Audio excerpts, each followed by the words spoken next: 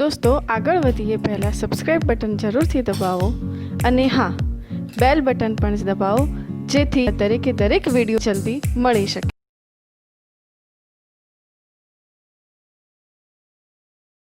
નમસ્કાર વિદ્યાર્થી મિત્રો, જેઈઈ નીટની સિરીઝમાં આપણું સેકન્ડ ચેપ્ટર એમાં આપ સર્વેનું સ્વાગત છે. શરૂઆત કરીએ તો એકમ અને માપન. એકચ્યુઅલી મારા એનસીઆરટીના બધા જ લેક્ચર અવેલેબલ છે, તમે જોઈ શકો છો પ્લેલિસ્ટમાં જઈને. It is free for all. અને બીજી વાત કે અત્યારે આપણે જે એકમ અને માપનનો જે સિરીઝ લેવા જઈ રહ્યા છે એમાં most of JEE NEET base લઈશું. અને જેઈઈ નીટમાં આપણે પૂછાતા જે ટોપિક્સ છે એમાં 3 ટોપિક છે જે મોટા ભાગે એના વિશે ચર્ચા થાય છે. એમાં બે જ ટોપિક મોટા ભાગે છે. એક ટોપિક છે આપણે ત્રુટીઓનો, એરર્સ, અને બીજો ટોપિક છે પારિમાણિક વિશ્લેષણ. મોટા ભાગે તમે છેલ્લા 40 વર્ષના પેપર જોઈ લો ને તો એમાંથી એ જ ટોપિક પૂછાય છે.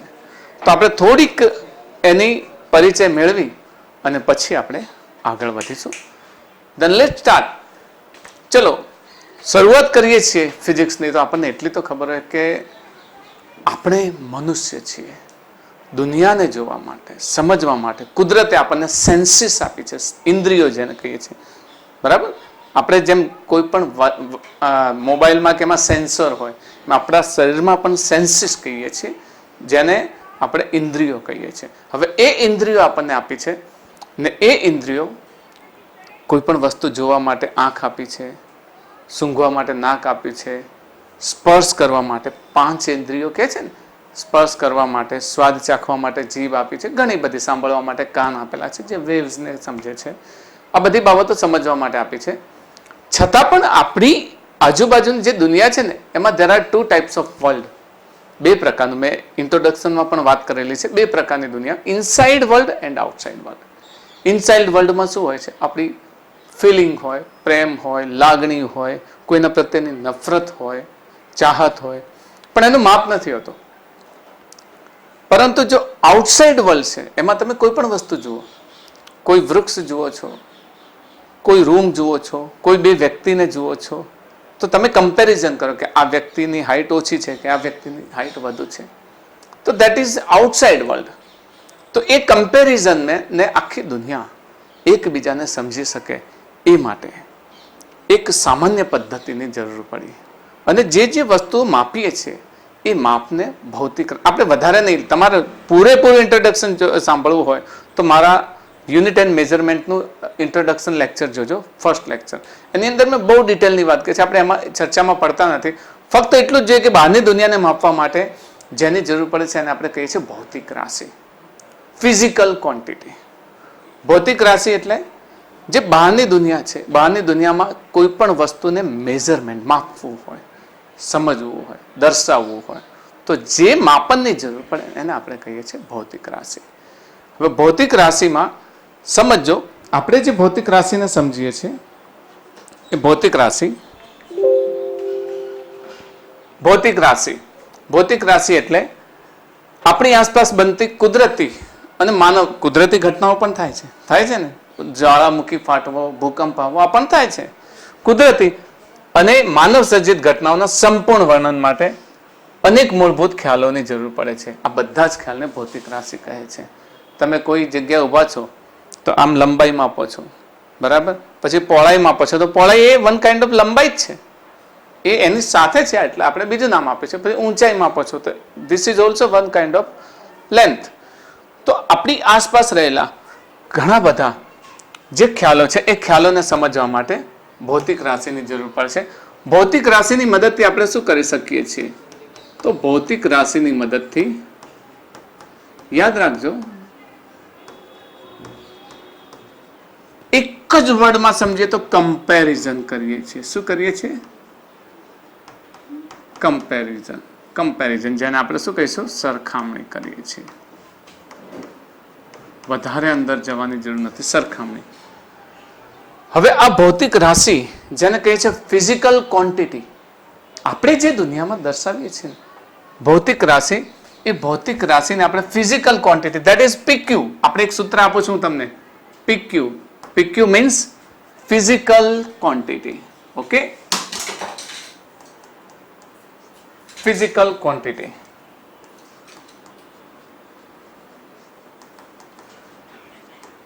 તો ફિઝિકલ ક્વોન્ટિટીને સમજવા માટે હું એક સૂત્ર આપું છું, ધેટ ઇઝ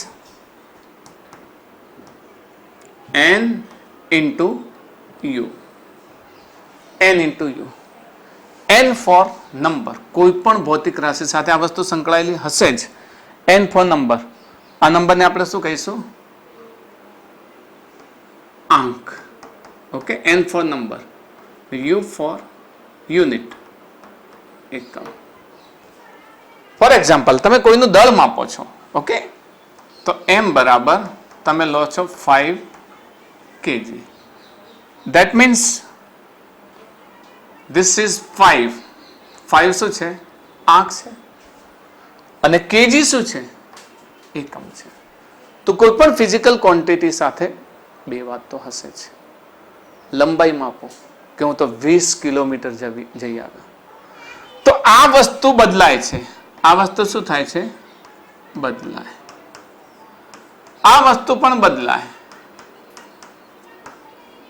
કોઈ સોનું લઈને આવે તો 20 ગ્રામ, 2 તોલા એટલે 20 ગ્રામ, તો કિલોગ્રામના ગ્રામ થઈ ગયો, તો ચેન્જ થઈ ગયો. 20, 5 ના બદલે 20 થઈ ગયો, તો એ ચેન્જ થઈ ગયો. તો આ બે વસ્તુ બદલાશે, પણ દળ તો એનું જ રહેશે. દળ, સોનાનું દળ. એક બોરી લઈએ અનાજ 100 કિલોગ્રામ, તો એ એનું દળ છે. 10 ટનનો હાથી હોય તો એનું દળ છે. તમે પેલા ટ્રક જતા હોય છે, જોતા હશો ને, કે જેને આખા ટ્રકને ડ્રાઈવર સાથે માપી લે છે, તોલી લે છે, પેલા ધરમ કાંટા કહે છે એને, એ પણ દળ જ માપે છે. શું માપે છે? દળ જ માપે છે. તો physical quantity PQ is equals two n into you. Can you remember? જ્યાં n શું છે એ એનો આંક છે, આંકડો, અને u શું છે? એનો એકમ છે. તો બેઝિકલી દરેક ફિઝિકલ ક્વોન્ટિટી, તમે લંબાઈ લો, દળ લો, સમય લો, કેટલા વાગ્યા? તો કે 5 વાગ્યા, 5 કલાક અને 20 મિનિટ. તો 5 પાછળ કલાક લાગ્યો, 20 પાછળ મિનિટ લાગી, બંનેનો એકમ સમય છે. પૂછ્યો તો સમય છે. તો આ બધી બાબતો ફિઝિકલ ક્વોન્ટિટીને સમજવા માટે છે. શોર્ટમાં સમજાવું છું, બહુ ડિટેલમાં સમજવો તો હું અહીંયા આઈ કાર્ડમાં આખી પ્લેલિસ્ટ મૂકું છું મારા NCERTના એકમ અને માપનની. તમે પ્લેલિસ્ટ ઉપર ક્લિક કરશો તો આખી પ્લેલિસ્ટ ખુલશે. તો આ જે ફિઝિકલ ક્વોન્ટિટી છે, ફિઝિકલ ક્વોન્ટિટીને શોર્ટમાં યાદ રાખશો, PQ is equals two n into you, where n is equals to number and u is equals to unit, and that is simple physical quantity. ભૌતિક રાશિ. પછી આગળ અદિશ ને સદિશ આપણે ભણ્યા છીએ, મેં ભણાવ્યું છે અદિશ અને સદિશ રાશિઓ. તો આ બાબત યાદ રાખશો તમે. ઓકે, ચલો, ફિઝિકલ ક્વોન્ટિટી, ભૌતિક રાશિ. ભૌતિક રાશિના મુખ્યત્વે 3 પ્રકાર છે. એક મૂળભૂત ભૌતિક રાશિ, મૂળભૂત ભૌતિક રાશિ. પછી બીજું છે સાધિત ભૌતિક રાશિ, અને ત્રીજું છે પૂરક ભૌતિક રાશિ. મૂળભૂત ભૌતિક રાશિને આપણે કહીશું fundamental quantity. Okay, fundamental physical quantity, PQ. Fundamental physical quantity. કેમ ફંડામેન્ટલ કહીએ છીએ? કે આ મૂળભૂત છે. મૂળભૂત રાશિ એટલે એવી રાશિ કે જ્યારે કુદરતને તમે સમજો ને, તો એ રાશિ, એટલી રાશિ ઇનફ છે. કોઈ લંબાઈ સમજો, દળ સમજો. આના વિશે ડિટેલમાં હજુ કહું છું, NCERTના મારા લેક્ચરને જોજો તમે. તો એ જે મૂળભૂત ભૌતિક રાશિ છે, એ એક રાશિઓનો એક સમૂહ છે કે જેને સમજીએ તો મોટા ભાગની રાશિઓ તમે સમજી જાઓ છો. બરાબર? તો એને આપણે કહીએ છીએ મૂળભૂત ભૌતિક રાશિઓ. મૂળભૂત ભૌતિક રાશિઓ કોઈ બનતી ઘટનાઓના વર્ણન માટે ખ્યાલોની જરૂર પડે છે. ઓછામાં ઓછા જે રાશિઓ, બહુ ઓછામાં ઓછી જે રાશિઓને સ્વતંત્ર હોય તે રાશિઓને મૂળભૂત રાશિઓ કહે છે. લંબાઈ, દ્રવ્યમાન, સમય, મૂળભૂત 7 રાશિઓ છે. આપણે સમજીશું ડિટેલમાં, આના અંગે પણ ડિટેલમાં સમજીશું. છતાં પણ અહીંયા તમારે સમજવું હોય તો પહેલું કયું? લંબાઈ. તમે જાણો છો ને લંબાઈ અંગે. લંબાઈ શામાં સમજીએ છીએ આપણે? Metre, kilometre, centimetre, millimetre, picometre, nanometre, આ બધા જ આ લંબાઈના જ એકમ છે. હજુ લંબાઈને આપણે એરિયા તરીકે, મતલબ કે ક્ષેત્રફળ. ક્ષેત્રફળ એટલે લંબાઈનો વર્ગ, ઘનફળ એટલે લંબાઈનો ઘન. તો ક્ષેત્રફળ, ઘનફળ એ પણ બેઝિકલી શું છે? લંબાઈ છે. ઓકે. દ્રવ્યમાન એટલે તમે જાણશો પદાર્થનું દળ, કિલોગ્રામ. આપણે બધી વ્યાખ્યાઓની ચર્ચા પણ કરીશું ઇન ફ્યુચર, અથવા મારું લેક્ચર જોઈ લેજો. અને સમય એ જ પ્રમાણે મૂળભૂત એકમો હજુ આવશે. કેટલા મૂળભૂત એકમો છે, સિસ્ટમ ઇન્ટરનેશનલે કેટલા એકમો સ્વીકારેલા છે, એની પણ આપણે ચર્ચા કરીશું. તો એવી રાશિ કે જે મિનિમમ રાશિ, કુદરતની કોઈ પણ ઘટનાને સમજવા માટે એટલી રાશિ જરૂરી છે, તો એ રાશિને આપણે શું કહીશું? મૂળભૂત રાશિ. ઓકે. બીજી આવે છે સાધિત ભૌતિક રાશિ. સાધિત, જેને આપણે કહીશું ડિરાઇવ્ડ ફિઝિકલ ક્વોન્ટિટી. આપણે સાધિત ગુજરાતી શબ્દ છે, ડિરાઇવ્ડ ફિઝિકલ ક્વોન્ટિટી. ડિરાઇવ્ડ એટલે તમે એના પરથી તમને ખ્યાલ આવ્યો હશે, મેળવવામાં આવે. ડિરાઇવ્ડ એટલે શું છે? મેળવવામાં આવે. ઓકે. 1 by 1 બધાને સમજીશું. 1 2 3 બધાને સમજીશું આપણે. ઓકે. આને આપણે 1 નંબર આપીશું. This is 1 number. Okay. This is number 2. 1 by 1 આપણે ત્રણેય સમજીશું. અને ધીસ ઇઝ નંબર 3. તો ડિરાઇવ્ડ ફિઝિકલ ક્વોન્ટિટી એવી ફિઝિકલ ક્વોન્ટિટી કે જે મેળવવા માટે આપણે બેઝિકલી આ મૂળભૂત રાશિઓની જરૂર પડે. તમે એને મેળવો ને તો મૂળભૂત રાશિની જરૂર પડે. એક જ એક્ઝામ્પલ આપી દો. દાખલા તરીકે તમે ક્ષેત્રફળને કેવી રીતે માપો છો? મીટર સ્ક્વેર માપો છો ને? મીટર સ્ક્વેર એટલે લંબાઈ ગુણ્યા લંબાઈ. તો આ લંબાઈ છે, આ લંબાઈ છે. આ કયો એકમ છે?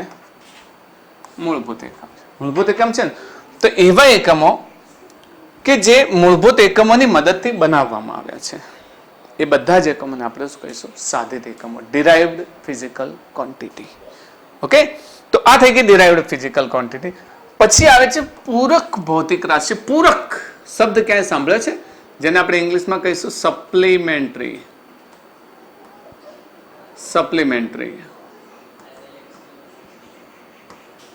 Physical quantity. ક્યાં શબ્દ સાંભળે છે સપ્લિમેન્ટરી? યાદ આવે છે મિત્રો? યસ. એક્ઝામમાં લખતા પહેલી તમારી જે મુખ્ય ઉત્તર વહી ભરાઈ ગઈ, પછી તમે બૂમ પાડો છો ને, સર સપ્લિમેન્ટરી આપો તો. That is supplementary. સપ્લિમેન્ટરીનો અર્થ એવો થયો કે આ એકમો ઓલરેડી બની ગયા છે, સાધિત ભૌતિક રાશિ પણ બની ગઈ છે, પણ અમુક એવી ઘટના છે કે જે ઘટનાઓને સમજવા માટે હજુ કંઈક જરૂર પડે છે. હું આને ડિટેલમાં સમજાવું ત્યારે બધી જ વાત કરીશ. ઓકે. તો એ વખતે નવા યુનિટ બનાવવા પડ્યા. નવા યુનિટ બનાવીને પછી શું કર્યા? એડ કર્યા. જેમ તમે પેલી એક પુરવણી લખી અને પછી સાથે ક્લિપ કરો છો, દોરાથી બાંધો છો, દેટ ઇઝ સપ્લિમેન્ટરી. તો અહીંયા પણ પાછળથી બનાવવા પડ્યા. પાછળથી બનાવીને આની સાથે એડ. આવા બે જ યુનિટ છે. બે યુનિટની જ ચર્ચા કરીશું આપણે, બહુ ડિટેલમાં સમજીશું. તો આવા એકમોને આપણે શું કહીશું? પૂરક એકમો. ઓકે. તો ભૌતિક રાશિ તેના 3 પ્રકાર છે. ભૌતિક રાશિના 3 પ્રકાર કયા કયા? મૂળભૂત રાશિ, સાધિત રાશિ અને પૂરક ભૌતિક રાશિઓ. ઓકે. તો બધાને 1 by 1 સમજીએ. તો આપણો પહેલો પોઈન્ટ છે, આનો મૂળભૂત રાશિઓની મદદથી ઉપજાવવામાં આવતી ભૌતિક રાશિઓને સાધિત ભૌતિક રાશિઓ કહે છે. હવે મૂળભૂત ભૌતિક રાશિઓ. મૂળભૂત ભૌતિક રાશિ કઈ છે કે જે મૂળભૂત 7 રાશિઓ,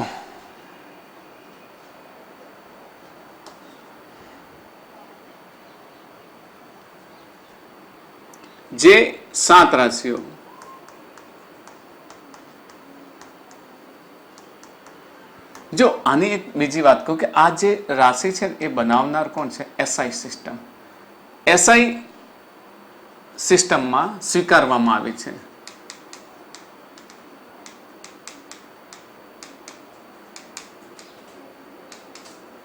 જો આની અંદર પૂરી ચર્ચા કરવાની જરૂર નથી, પણ પૂરી દુનિયાને સમજાવવા માટે ફ્રાન્સના પેરિસમાં એક system international, bureau of weight and measurement system international, તો એસઆઈ સિસ્ટમ નામની પદ્ધતિ વિકસાવવામાં આવી, જેમાં આખી દુનિયા આને સ્વીકારે.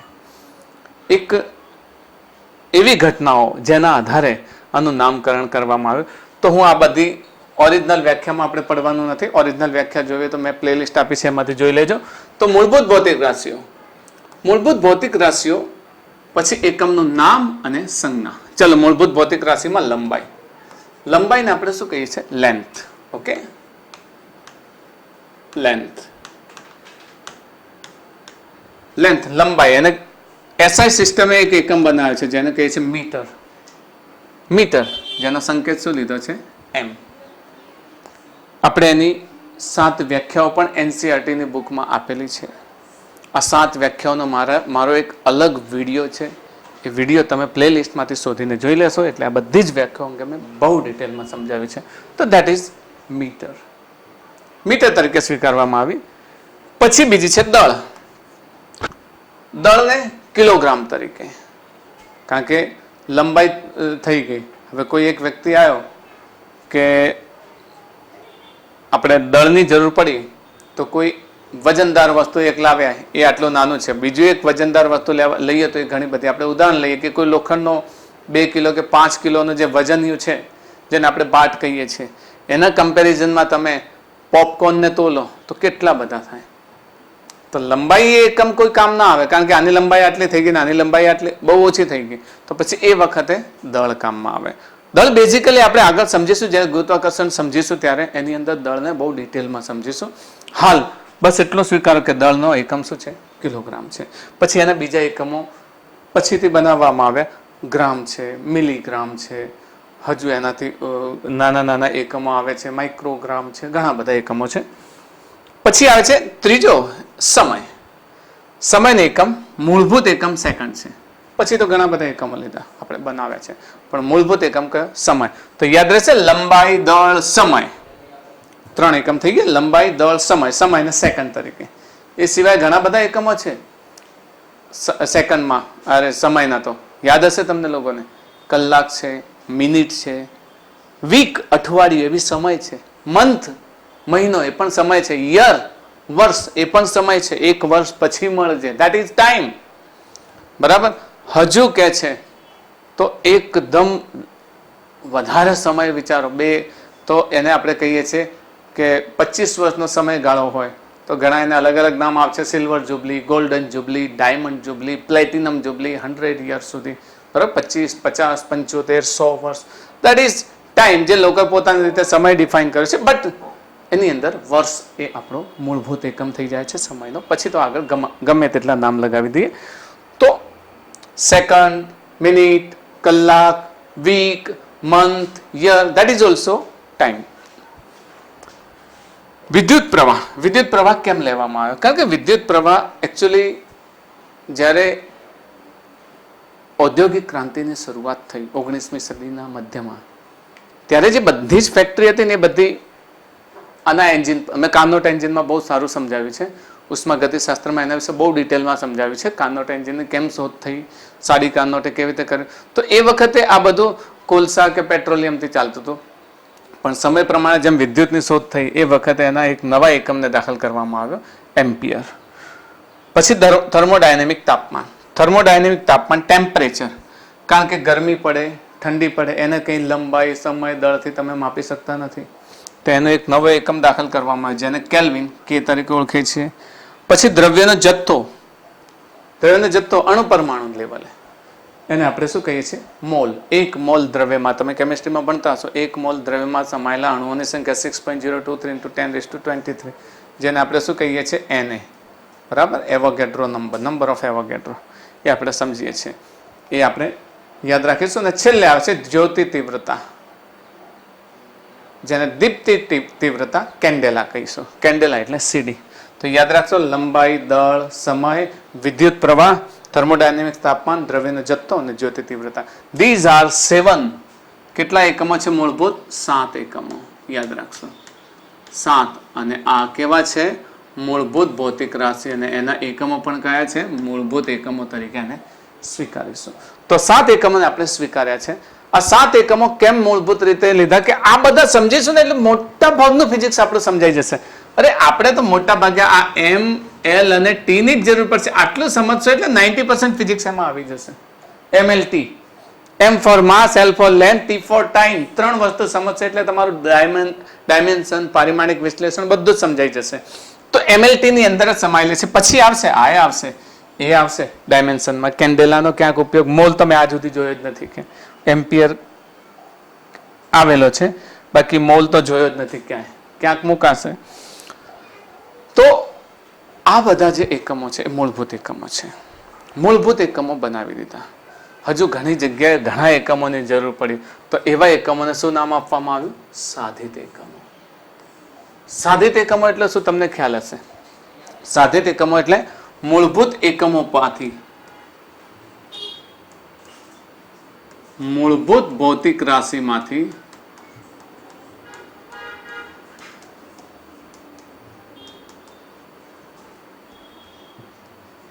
મેળવેલ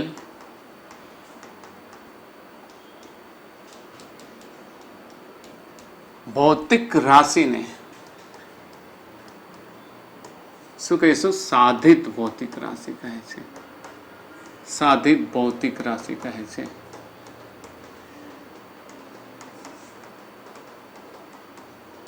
કહે છે તથા તેના એકમોને કેવા એકમો કહીએ છીએ? સાધિત એકમો કહે છે. સાધિત શબ્દ તમે સાંભળ્યો હશે. સાધિત સાધિત એટલે મેળવવું. આ યોગી લોકો સાધના કરે છે, દેટ ઇઝ સાધિત. સાધિત એકમો, તેના એકમોને સાધિત એકમો કહે છે. ઓકે, સમજીએ. કેટલાક ઉદાહરણ લઈએ. ચલો,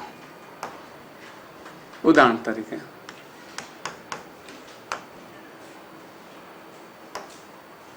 એક લઈએ. ચલો, પહેલા નંબરનું ક્ષેત્રફળ. ક્ષેત્રફળ તમે મેળવો છો ને, કોઈ પણ ક્ષેત્રફળને તમે શું લખો છો? મોટા ભાગે લંબાઈ ગુણ્યા પહોળાઈ લખો છો ને. ઓકે, લંબાઈ શામાં માપો છો? મીટરમાં. પહોળાઈ શામાં માપો છો? મીટરમાં માપો છો ને. તો બેઝિકલી બંને શું છે? લંબાઈ છે. એટલે તમે શું લખો છો? Metre square. તો મૂળભૂત રાશિનો એકમ આવે મીટર. મૂળભૂત રાશિ છે, બરાબર. ક્ષેત્રફળ. ક્ષેત્રફળ પછી કદ, ઘનફળ જેને કહીએ છીએ, કદ અથવા તો ઘનફળ. ઘનફળ શબ્દ સાંભળ્યો હશે તમે, 10મા ધોરણ સુધી આવે એટલે આ કંઈ નવું નથી. ઘનફળને તમે શું લખો છો? લંબાઈ ગુણ્યા પહોળાઈ ગુણ્યા ઊંચાઈ. LBH લખો છો ને. લંબાઈને શામાં માપો છો? મીટરમાં. પહોળાઈને શામાં માપો છો? મીટરમાં. ઊંચાઈને શામાં માપો છો? મીટરમાં. તો એનો એકમ કેટલો થયો? મીટર ઘન. તો આ મીટર મૂળભૂત રાશિ, મીટર મૂળભૂત રાશિ. ખાલી એનો પાવર બદલાય છે, ઘાત બદલાય છે, ગુણાકાર બદલાય છે, બટ આ છે, બરાબર. પછી ત્રીજો એકમ લઈએ. ચલો, ત્રીજો એકમ લઈએ વેગ. વેગ આપણે ભણી ગયા છીએ ગતિશાસ્ત્રમાં. વેગ એટલે શું થાય? એકમ 9મા 10મા ધોરણ સુધી આવી ગયું છે. વેગ આવી ગયું છે ને. એકમ સમયમાં કાપેલા અંતરને. તો ઉપર શું થાય છે? અંતર. નીચે લઈશું સમય. ઓકે, અંતર ભાગ્યા સમય. અંતર અને સમય. અંતરને આપણે એકમમાં જ આપણે સમજીએ તો અંતરનો એકમ શું છે? મીટર. સમયનો એકમ શું છે? સેકન્ડ. એટલે આપણે શું લખીએ છીએ? Metre per second. તો આ મીટર મૂળભૂત એકમ છે, સેકન્ડ મૂળભૂત એકમ છે. તો આવી ગઈ આપણી વ્યાખ્યા મૂળભૂત ભૌતિક રાશિઓમાંથી મેળવેલ ભૌતિક રાશિને. બેઝિકલી આને આપણે શું કહીએ છીએ? વેગ કહીએ છીએ. વેગનો એકમ મીટર પ્રતિ સેકન્ડ છે. એના પરથી જ ખબર પડે છે કે આ મેળવેલી રાશિ છે. સમજ પડે છે ને? વેગ. પછી ત્રીજો, ચોથો લઈએ. ચલો, તમે ઉદાહરણ આપશો એ હું લઈ લઈશ. વેગ પછી એના પછીનો પ્રવેગ લઈએ. ઓકે, પ્રવેગ એટલે વેગમાં સમય સાથે થતા ફેરફારને. તો ઉપર વેગનો ફેરફાર એટલે વેગ જ થશે ને નીચે સમય. વેગનો ફેરફાર એટલે હવે 5 કેળામાંથી 2 કેળા લઈ લો તો 2 અને કેળા જતા એટલે ખાલી 3 ના બચે, 3 કેળા બચે. એમ વેગનો ફેરફાર એટલે અંતિમ વેગ માઇનસ પ્રારંભિક વેગ. અંતિમ વેગ માઇનસ પ્રારંભિક વેગ તો એ વેગ જ છે. ઓકે, તો વેગ અને નીચે શું આવશે? સમય. વેગનો એકમ ઓલરેડી મેળવી લીધો છે. કયો? અંતર ભાગ્યા સમય. અને બીજો સમય છે આપણી પાસે, છે ને? બીજો સમય કયો? અહીંયા છે એ જ તો આ અંતરને મીટર કહીશું, આ સમય 2 વખત છે તો સેકન્ડ સ્ક્વેર કહીશું. તો આ બંને કેવી છે? મૂળભૂત ભૌતિક રાશિઓ છે ને બંને મૂળભૂત ભૌતિક રાશિ પરથી મેળવેલો આ એકમ છે. ઓકે, તો ત્રીજો એકમ લઈએ આપણે. તમે કહો કાર્ય લઈએ. ચલો કાર્ય, જ્યાં બેઝિક તમે ભણેલા છો એ કાર્ય એટલે પદાર્થ પર બળ લાગતા પદાર્થ સ્થાનાંતર કરે, એને કાર્ય થયું. સિમ્પલ વ્યાખ્યા આપણે સમજ્યા છે. જે તમારું નોલેજ છે અત્યાર સુધી 10મા ધોરણ સુધી ત્યાં સુધી જ વાત કરીશ, એનાથી આગળ વાત નથી કરી. તો પદાર્થ પર બળ લગાડતા પદાર્થ શું કરે છે? સ્થાનાંતર કરે છે. ઓકે, તો કાર્યનું એકમ જૂલ. પહેલા બળ લઈએ, કારણ કે બળનું લઈશ પછી તમને કાર્ય સમજવાની મજા આવશે. ઓકે, તો પહેલા બળ લઈએ પછી કાર્ય લઈએ. ચલો બળ લઈએ. બળ એટલે ન્યૂટનનો બીજો નિયમ F બરાબર ma. ભણી ગયા છો ને? F બરાબર ma. m એટલે દળ, એ એટલે પ્રવેગ. દળને આપણે શું કહીએ છીએ? ચલો, દળ કોનો એકમ છે? મૂળભૂત એકમ જ છે ને. પ્રવેગનો એકમ આપણે ઓલરેડી લઈ ચૂક્યા છે. તો દળને આપણે શું લખીશું? m. અને પ્રવેગને શું લખીશું? સોરી, દળ છે એટલે કિલોગ્રામ લઈશું. આને દળ છે ને એટલે શામાં આવશે? કિલોગ્રામમાં આવશે. આને કિલોગ્રામ કરીશું. યસ, આ થઈ જશે કિલોગ્રામ. ને પ્રવેગ શું છે? Metre per second square. Okay, તો kilogram metre per second square. આને આપણે ન્યૂટન નામ પણ આપ્યું છે, યાદ છે ને? ન્યૂટન નામ પછી તો kilogram metre per second square. વિદ્યાર્થીઓ કહે છે સર આનો તો એકમ ન્યૂટન આવે. ક્યાં? એ મૂળભૂત રાશિમાં આવે છે, પણ એને બેઝિકલી આપણે F બરાબર ma લઈએ તો m કિલોગ્રામ અને એ શું થશે? Metre per second. તો kilogram metre per second. Okay, તો આ થઈ ગયું આપણું મૂળભૂત એકમ.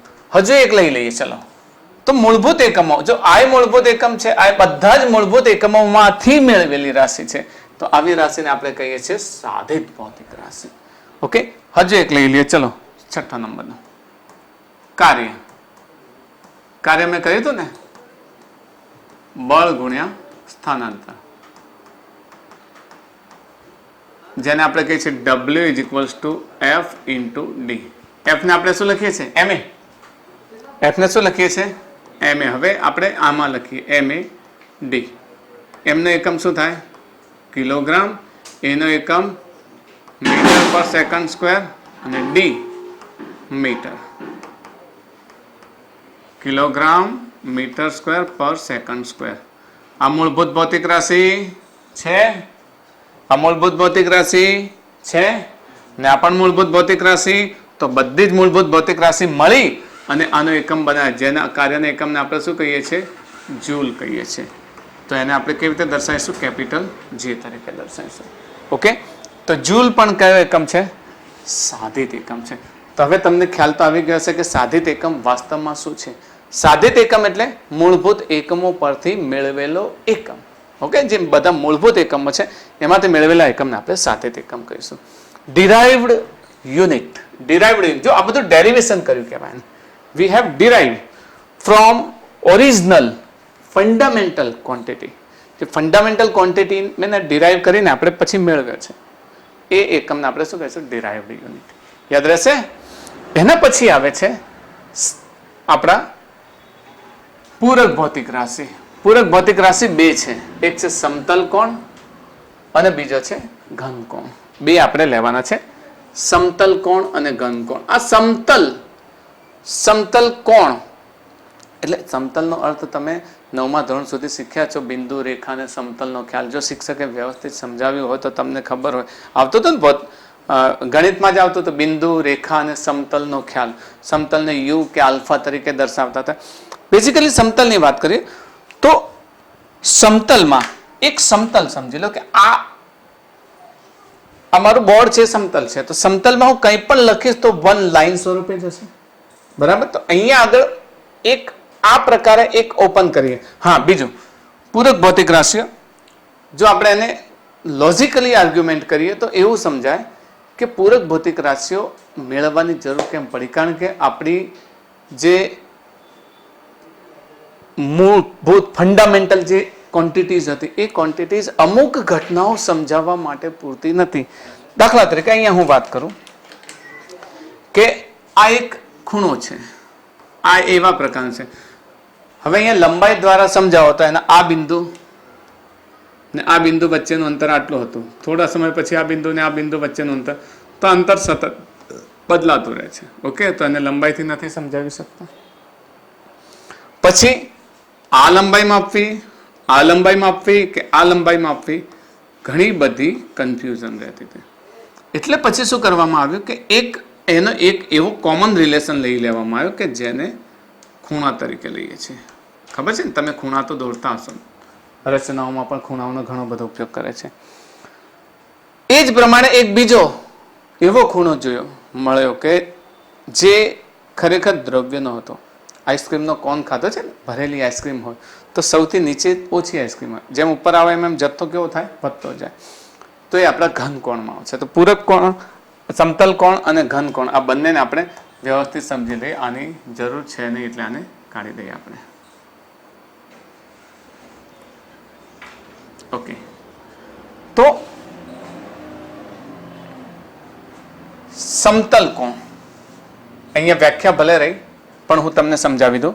ધારો કે એક સમતલ છે, આ રહ્યા, આ એક સમતલ છે, આ એક સમતલ છે.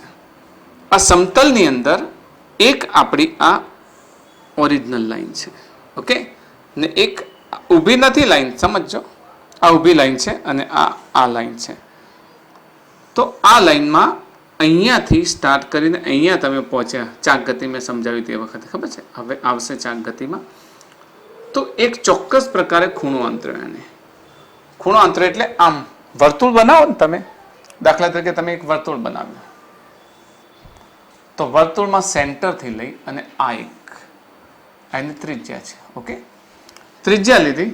હવે થોડા સમય પછી તમારી ત્રિજ્યા, તમારું આ બિંદુ અહીંયાથી અહીંયા પહોંચ્યું, તો એને અહીંયાથી જેટલું અંતર કાપ્યું ને એને તમે શું કહો છો, ચાપ કહો છો. શું કહો છો, ચાપ કહો છો ને, ચાપ. અને આને આપણે શું કહીએ છીએ, ત્રિજ્યા. તો આ જે છે એને આપણે શું કહીશું, ખૂણો, સમતલ કોણ, ધેટ ઇઝ થીટા. થીટા સમજો કે ફાઈ સમજો, થીટા લઈ લઈએ. તો થીટા બરાબર ચાપને આપણે શું કહીએ, એસ. તો થીટા ઇઝ ઇક્વલ્સ ટુ, ખૂણો કઈ રીતે મેળવા, સમતલ કોણ. ડી થીટા કેવું હોય તો આને ડી થીટા કહીએ. ચલો, ડી થીટા આપણી વ્યાખ્યામાં ડી થીટા છે. સમતલ કોણ d theta is equals to ચાપ ભાગ્યા ત્રિજ્યા. યાદ રહેશે, સમતલ કોણ d theta is equals to ચાપ ભાગ્યા ત્રિજ્યા. તો d theta is equals to ચાપને આપણે શું લખીશું, એસ. ચાપને આપણે એસ લખીશું અપોન આર. ઓકે, આ સૂત્ર ગમે ત્યાં ઘણી જગ્યાએ ઉપયોગ કરીશું. હજુ ઘણું બધું દ્રષ્ટિ સ્થાન ભેદની રીતને આ બધા ઘણા બધા આપણા વિડીયોમાં વાત કરેલી છે. તો આ બેઝિક કોન્સેપ્ટ છે. તો આને આપણે શું કહીશું, સમતલ કોણ. આને કહીશું સમતલ કોણ.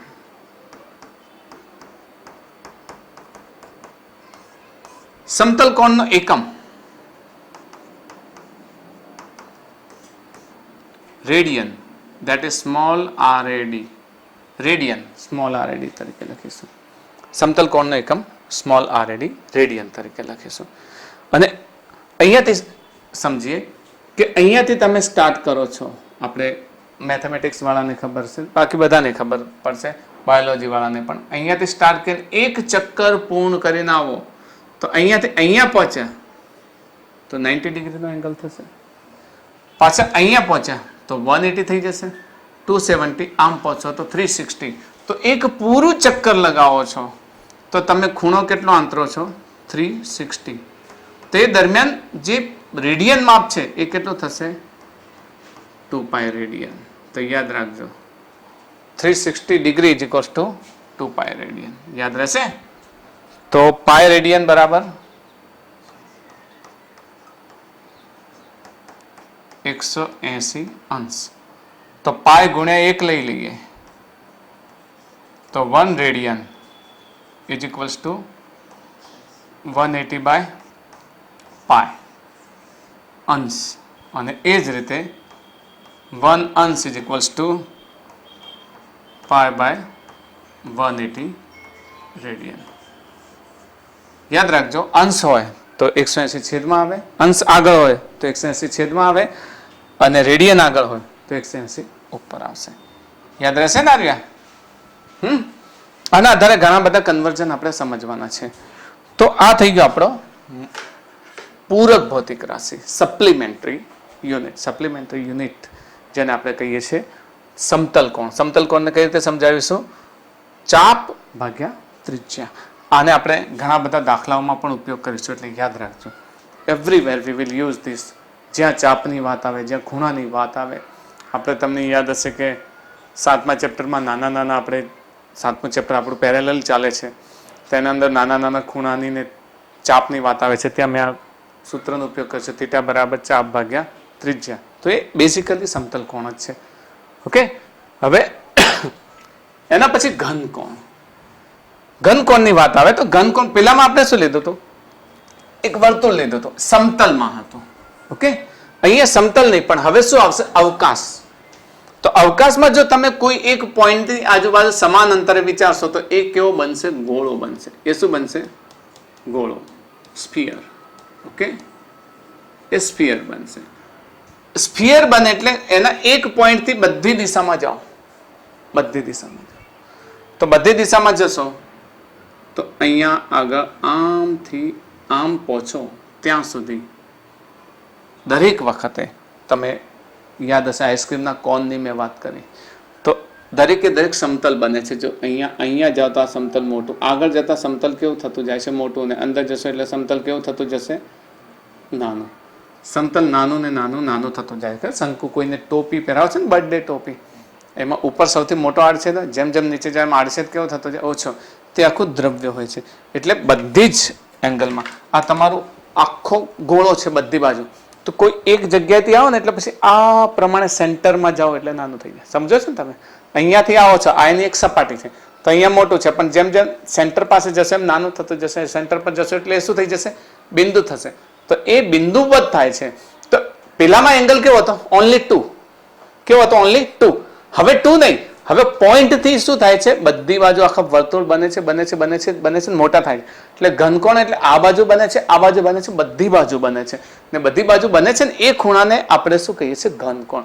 ઘનકોણ કેમ આવે છે? કારણ કે એની અંદર તમે એક નાનો ભાગ લેશો તો એનું કદ શોધવાનું જ આવશે. કારણ કે શું બને છે? શંકુ બને છે. અહીંયાથી આટલો ભાગ, ચલો હું સમજાવું, આટલા ભાગને જ લઈ સમજાવ. અહીંયાથી આ ભાગ લીધો તમે. ઓકે, આ તમારો વર્તુળ વાળો ભાગ છે, આ તમારો વર્તુળ વાળો ભાગ છે. તો જો સેન્ટર થી આટલો લેશો તો એ કોણ જ બનશે તમારો. તો કોણ બનશે એટલે આમાં તમે ક્ષેત્રફળ તો બહારની સપાટીને શોધી શકો, પણ આખા દ્રવ્યનું શોધવું હોય તો શું શોધવું પડશે? એની આ હાઈટ છે, આ હાઈટ છે, પછી એની ત્રિજ્યા છે, યાદ છે ને? L² + R² પરથી તમે કદ શોધો છો. શું શોધો છો? કદ. મતલબ શું મળે છે આપણને? ઘનફળ મળે છે. તો એ ઘનફળ આખું મળશે. પેલામાં શું મળતું હતું આપણને? 2 લાઇન્સ મળતી હતી. તો જેમ જેમ અંદર ફિલ કરો એમ એમ અંદરની તરફ જશો એટલે એ દ્રવ્ય ઓછું થતું જાય. અંદરથી તમે અહીંયા આવશો, અહીંયા તે ઓછું થશે. તો એ આનું જે દ્રવ્ય છે ઓછું થતું જાય એટલે ઘનફળ ઓછું થશે. તો આ જેમ ખૂણો વધે એમ એનું ઘનફળ વધે, એટલે આને આપણે શું કહીશું? ઘનકોણ કહીશું. ઘનકોણ. હવે ઘનકોણને સમજવા માટે જો તમે શંકુ જોયું હશે ને, પેલું બર્થડે ટોપી પહેરે છે નાના બાળકો, તો આમ ઉપર જાવ એટલે સૌથી ઉપર શું છે? વર્તુળ. આ વર્તુળ હોય તો એનું શું હોય? ક્ષેત્રફળ હોય. ક્ષેત્રફળને ડેલ્ટા એ કહીએ. ડેલ્ટા એ કેમ કહીએ છીએ? કારણ કે બદલાતું જાય. અંદર જાવ તો બદલે, અંદર જાવ તો બદલે, બદલાતી ક્વોન્ટિટી છે. એટલે આપણે શું કહીએ છીએ? ડેલ્ટા એ કહીએ છીએ. તો આ ડેલ્ટા એ અને બીજું કે કેન્દ્ર સાથે આંતરેલો ખૂણો. તો આ જે કેન્દ્ર સાથે જે આંતરેલો ખૂણો હોય ને એને ડી ઓમેગા કહીશું. ડી ઓમેગા અને ઓમેગા તરીકે ઓળખીશું. પૃષ્ઠના ક્ષેત્રફળ, ગોળાના પૃષ્ઠના ક્ષેત્રફળ એ ગોળાના કેન્દ્ર સાથે આંતરેલા કોણને આપણે શું કહીશું? ઘનકોણ. હવે આની ત્રિજ્યા કેવી હોય? આ તરફ હોય, આ તરફ હોય. એટલે / R² લઈએ એટલે આપણને જે ખૂણો મળે છે એ ખૂણાને આપણે શું કહીશું? ઘનકોણ. પેલામાં યાદ આવે છે? પેલામાં કેવી રીતે લીધું હતું આપણે? ચાપની લંબાઈ લીધી ને? ચાપની લંબાઈ. તો ચાપની લંબાઈ હતી, ત્યાં નીચે શું હતું? ત્રિજ્યા હતું. અહીંયા શું આવે છે? ઉપર ક્ષેત્રફળ. અહીંયા શું આવે છે? ક્ષેત્રફળ. ને બેઝિકલી શું છે? વર્તુળ છે, તો નીચે ત્રિજ્યાનો શું થશે? વર્ગ થશે. તો ડી આલ્ફા, જેને કહીશું ઘનકોણ, બરાબર delta A divided by R square. તો આને કહીશું આપણે ઘનકોણ. એના એકમને સ્ટીરિડિયન તરીકે ઓળખીશું, એસઆર. યાદ રાખજો, સ્ટીરિડિયન, જેને એસઆર કહીશું. શોર્ટમાં યાદ રાખજો, આના ઉપયોગો ઘણા બધા થાય. એવી જો આને કેમ શોધવો પડે, કેમ સમજાવવો પડે, તો બેઝિકલી અમુક એવી ઘટનાઓ છે કે જે ઘટનાઓને સમજાવવા માટે ક્ષેત્રીય ઘટનાઓ છે. ક્ષેત્રીય ઘટનાનો અર્થ શું થયો? દાખલા તરીકે એક તમારા શબ્દોમાં કહું, હજુ સુધી તમે ઇલેક્ટ્રોનિક્સ નથી ભણ્યા, એટલે તમારા શબ્દોમાં કહું તો એક બલ્બને તમે ચાલુ કર્યો અંધારામાં, તો એ બલ્બ ચારે તરફ પોતાનું લાઇટ ફેલાવે છે. લાઇટ ફેલાવે છે તો એનું લાઇટ જ્યાં પહોંચે એક પ્રકારે ઘનફળ, એક પ્રકારે ગોળો બનશે. હવે ગોળો બનશે, અથવા તો પરમાણુના કેન્દ્રની આસપાસ ફરતા ઇલેક્ટ્રોન પણ એક ગોળો બનાવે છે.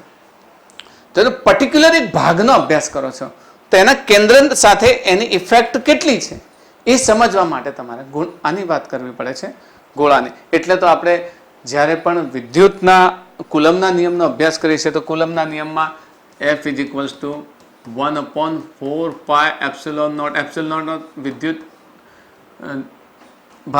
વિદ્યુત ક્ષેત્રની પરમિટિવિટી લઈએ છીએ ને 1/4π કેમ લઈએ છીએ? 1/4π કારણ કે એકમ, અહીંયાથી જે તમે ભાગ લીધો છે ને, આ જે ભાગ લીધો છે ને, એ કેન્દ્રથી એની ઇફેક્ટ દર્શાવતો એકમ 1/4π.